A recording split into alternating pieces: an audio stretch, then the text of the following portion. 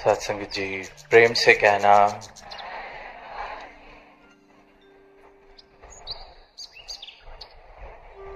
अभी गीत की पंक्ति हम सब सुन रहे थे कि ये रहमत मिलेगी ना जग में कहीं पे, लिए जाओ संतों गुरु की आशीषें। सत्संगत, दुनिया में कहीं अगर बात की जाती है परमात्मा की, गुरु की आशीषों की, तो अधिकतर देखा गया है कि दुनिया इन आशीर्वादों का या गुरु के या परमात्मा के ध्यान का, आशीर्वाद का एक ही मतलब बनाती है कि इस संसार में जो मैं चल रहा हूं, मेरे इस भौतिकता भरे जीवन में अगर कोई रुकावटें बनी हुई हैं तो वो रुकावटें हट जाएं, खुल जाएं। इसलिए दुनिया जा रही है, धरा धरा पर जा रही है, एक गुरु के बाद दूसरे गुरु पर जा रही है, एक परमात्मा का नाम जपने के बाद दूसरे परमात्मा का नाम जप रही है, एक तौर तरीके से पूजा अर्चना करने के बाद किसी और तौर तरीके को अपना रही है। शायद पिछली बार माला फेरने में कोई कमी रह गई होगी जो मेरा काम नहीं हुआ, अगली बार थोड़े और ध्यान से, अगली बार किसी और विधि के साथ। तो इंसान ने, क्योंकि माया में इतना विचर रहा है, भौतिकता से सराबोर उसका जीवन इस प्रकार है कि परमात्मा को, किसी भी प्रकार के गुरु की कहीं आवाज सुनता है, उसको सिर्फ एक साधन समझ लिया है अपनी दौड़ भाग भरी जिंदगी में रुकावटें हटाने का। आज अगर साइकिल है मेरे पास तो परमात्मा के आगे सर झुकाया जा रहा है कि कल मोटर बाइक हो जाए।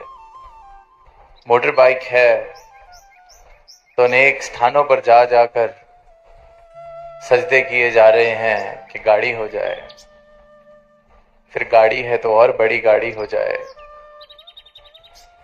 फिर घर है तो घर बड़ा हो जाए, नौकरी नहीं है तो नौकरी मिल जाए, नौकरी मिल गई तो अब कोई जीवन साथी मिल जाए। दुनिया चल रही है, ये आवाज भी दे रही है, लिए जाओ गुरु की आशीषें, रहमत मिलेगी नहीं कहीं पे। और फिर इंसान अगर ऐसे स्थान बदल बदल कर अपनी मांगे पूरी करने के लिए 10 जगह, 20 जगह, 50 जगह जाता है, और जहां वो सजदा करने के बाद, किसी विधि को अपनाने के बाद कोई उसकी मन की मुराद पूरी हो जाती है, तो उसको लगता है कि यही कारण है, ये अच्छा दर मिला है, ये सच्चा दर मिला है, मेरी बात पूरी हुई, मेरी मांग पूरी हुई, ये ठीक विधि मिली है। नौकरी लग गई, जीवन साथी मिल गया, संतान की दात मिल गई, अनेक अनेक ख्वाहिशें, अनेक अनेक चाहतें, अनेक अनेक मांगे लेकर इंसान इसी प्रकार से चल रहा है। और जहां भी ये शब्द सुने जाते हैं, गुरु या परमात्मा या पूजा या अर्चना या कर्म कांड, ये जितनी भी हम तथाकथित आध्यात्मिक बातें सुनते हैं, सिर्फ इसलिए कि कोई ऐसी मुराद, कोई ऐसी चाहत या तो पूरी हो जाए या कोई रुकावट जीवन से हट जाए। पर अभी जो ये संत ये पंक्तियां गा रहे थे, ये रहमत मिलेगी ना जग में कहीं पे, लिए जाओ गुरु की आशीषें। यहां जिन आशीषों की बात की जा रही है वो सदगुरु के आशीर्वाद, सदगुरु की आशीष की बात की जा रही है। क्योंकि वो कोई इस रूप से चमत्कारी विधियां या चमत्कारी मूल मंत्र नहीं हाथ में दे रहे कि अच्छा नौकरी चाहिए, ये कर लिया जाए तो नौकरी मिल जाएगी, ये कर लिया जाए तो फलाना काम हो जाएगा। सदगुरु तो सिर्फ ब्रह्म का ज्ञान दे रहे हैं। इसलिए कह रहे हैं ये संत के ये रहमत कहीं नहीं और मिल रही, किसी भ्रम में नहीं डाला जा रहा, कोई प्रलोभन नहीं दिया जा रहा, कोई झूठे वादे नहीं किए जा रहे। सिर्फ ये सत्य का आदिकाल से सनातन सत्य जो है उसका ज्ञान, उसकी पहचान सदगुरु कराते हैं। इसलिए संत कहते हैं कि ये आशीषें ले ली जाएं। और गुरु की आशीषें, अक्सर एक और भ्रम है कि किसी से हाथ रखवा लेंगे सर पे, कोई हमारे सर पे कोई कपड़ा पहना देगा, कोई धागा पहना देगा, उन आशीषों की बात की जा रही है। सदगुरु के आशीष सदगुरु का ब्रह्म ज्ञान है, सदगुरु के वचन है, सदगुरु के उपदेश हैं। और जिसने भी इन उपदेशों को अपनाया है वो कह रहे हैं कि लिए जाओ आशीषें, ये वचन है।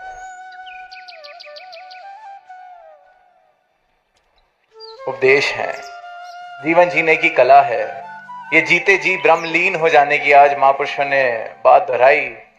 जीते जी इस मोक्ष को प्राप्त कर लेने की कला की कृपा की रहमत सदगुरु करते हैं और अपने एक एक भक्त पर करते हैं।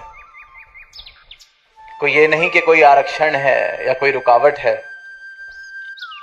जो इनके दर पर आता है उस पर ये रहमत की जाती है। क्योंकि बहुत भ्रम है, बहुत भ्रमों में है इंसान, खासकर इस परमात्मा के विषय पर। उसको लगता है परमात्मा शायद, जैसे दास ने पहले भी कहा, कि दुनियावी दौलतें हासिल करने का एक साधन है। पर अगर यही बात होती तो दास को लगता है अधिकतर ऐसे जब दुनिया में देखते हैं, पढ़ते हैं, अनेकों ऐसी दुनिया बैठी है जो तो कहती है हम परमात्मा में मानते ही नहीं, पर दुनियावी तौर पर शायद बहुत ही ज्यादा धन दौलत लेकर बैठे हैं। तो अगर ये बात होती कि परमात्मा सिर्फ एक साधन है तो कोई परमात्मा का परम भक्त ऐसा होता जिसके पास दुनिया की सबसे ज्यादा दौलत हो। इंसान भ्रम में है, परमात्मा जीवन में क्यों चाहिए, क्या आवश्यकता है, कैसे मिलेगा, कहां मिलेगा, मिल भी सकता है कि नहीं। भ्रम सीमित कर बैठा है परमात्मा को। किसी ने मंदिर में सीमित कर दिया, किसी ने मस्जिद में, किसी ने किसी तीर्थ पर परमात्मा को सीमित कर दिया। फिर वो पंक्तियां हमने सुनी है कि मुंह को कहां ढूंढे बंदे, मैं तो तेरे पास हूं। ना तीर्थ में, ना मूरत में, ना एकांत निवास में। एकांत में बैठे हैं, सारे संसार से नाते तोड़कर ऐसी किसी जगह पर जाकर सोचते हैं कि एकांत में चले जाएंगे, सारे नाते तोड़ देंगे, किसी गुफा, किसी जंगल, किसी पहाड़ पर बैठ जाएंगे तो ये परमात्मा खुश होकर मिल जाएगा मुझे, या वहां पर मिलेगा। ना मंदिर में, ना मस्जिद में, ना काबा कैलाश में। मुझ को कहां ढूंढे रे बंदे, मैं तो तेरे पास में। और ये जो बात है, ये जो पंक्तियां हैं कि मैं तो तेरे पास में, सदगुरु अपने ब्रह्म ज्ञान से, अपनी कृपा से इस पंक्ति को मेरे जीवन में सच कर देते हैं। फिर जिस मानव को इनके चरणों की भक्ति मिल जाती है, इनके चरणों का ब्रह्म ज्ञान, इनकी ये जो दात मिल जाती है, उसके जीवन में ये बात सच्चाई बन जाती है कि ये परमात्मा तो मेरे पास में है, शाहरग से भी करीब, अब सिर्फ कहा नहीं जा रहा, महसूस किया जा रहा है, देखा जा रहा है। एहसास में बात बस गई है कि जिधर देखता हूं उधर तू ही तू है। ये परमात्मा इस रूप में मेरे जीवन में शामिल हो गया, किसी भ्रम के रूप में, किसी मान्यता के रूप में नहीं, पूरन का पूरन, जैसा ये है वैसे का वैसा, बिना किसी मिलावट। ये परमात्मा जो कल तक वो परमात्मा था वो ये परमात्मा कर देता है सदगुरु। ये सदगुरु की रहमत है।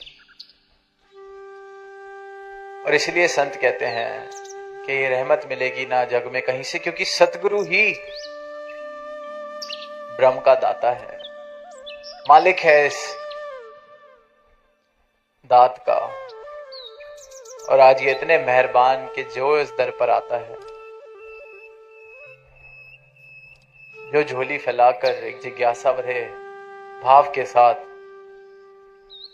इस परमात्मा को चाह रहा है, देखना चाह रहा है, मिलना चाह रहा है, खुद की पहचान करना चाह रहा है। क्योंकि भक्ति हो किसकी रही है, कर किसकी रहे हैं, इस बात का मुझे जवाब मिल जाता है। फिर धुंध हट जाती है, सीधा सीधा साफ साफ दिखने लगता है।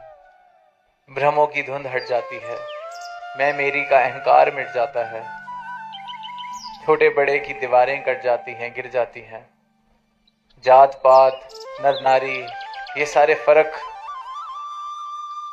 हट जाते हैं। और इस अवस्था को फिर एक ब्रह्म ज्ञानी की अवस्था कहा गया है। और यही अवस्था हर एक मानव प्राप्त कर सकता है। इस दातार को, इस परमात्मा को हर कोई अपने जीवन में तत्व रूप से शामिल कर सकता है। और यही मुमकिन करने के लिए सदगुरु इस धरा पर आते हैं और इस ब्रह्म की आवाज अनेक अनेक रूप से, अनेक अनेक तरीके से सदगुरु और उनके संत सारी मानवता को देते चले जाते हैं कि आओ रब के दर्शन कर लो, प्राप्त कर लो इस दातार को, भ्रमों से मुक्त हो जाओ, नफरतों से मुक्त हो जाओ, वैर से मुक्त हो जाओ, प्रेम भरा संसार सजाते चले जाएं जिसका आधार ये परमात्मा हो, जिसका आधार ये परम सत्य हो। तो यही अरदास कि वाकई ही में ऐसा संसार हम बसाने में अपना योगदान दें। प्रेम ही जीवन का आधार हो, परमात्मा ही जीवन का आधार हो। मन में भाव अपनत्व वाले हों, स्वीकृति वाले हों, विनम्रता वाले हों, और इन्हीं भावों से युक्त जीवन सभी के लिए वरदान रूप भी फिर बनता है। तो इन्हीं शब्दों से दास इजाजत चाहेगा, प्रेम से कहना, धन्यवाद।